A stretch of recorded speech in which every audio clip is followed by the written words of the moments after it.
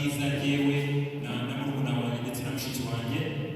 And as a result, we've been able to just kind of harvest all these crops from the Lord in this spiritual walk. Kubwizo mpamvu ko batubwirije byatumye twakira izo mbuto tubikuriramo twese nk'abana. I've had so many godly men and women teach me at a young age and pour into me, and being in the church at a young age was being able to just kind of continue to abide in Jesus.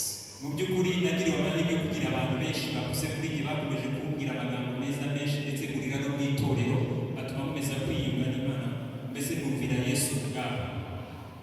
That doesn't mean I was perfect. I was a disobedient child, like I'm sure many of y'all have been. Ibyo ntabwo bivuze ko nari umwana mwiza, nanjye ntabwo numviraga n'abandi bose nk'uko namwe bamwe muri mwe mumeze.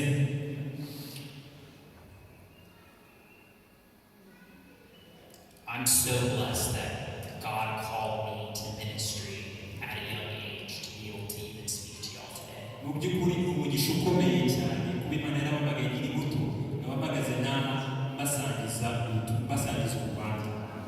When I was a teenager, God just kind of put this calling upon me, and it wouldn't go away. Imana yashyize umuhamagaro muri njye ngire nari nkiri umwana muto w'imyaka 10. Imana yashyize umuhamagaro muri njye wanga kumvamo. I felt that calling at 15 years old, and that was when I saw the confirmation of what God wanted me to go out and do, and I couldn't imagine doing anything else. Mu by'ukuri uwo muhamagaro wangize ufite imyaka 15. Imana yabishyize ku mutima bimera umutwaro. Nibwo nahereye kwitamo icyo ngomba gukora kandi naje gusobanukirwa ko nta n'ikindi kintu ushaka gukora uretse umuhamagaro Imana yashyize.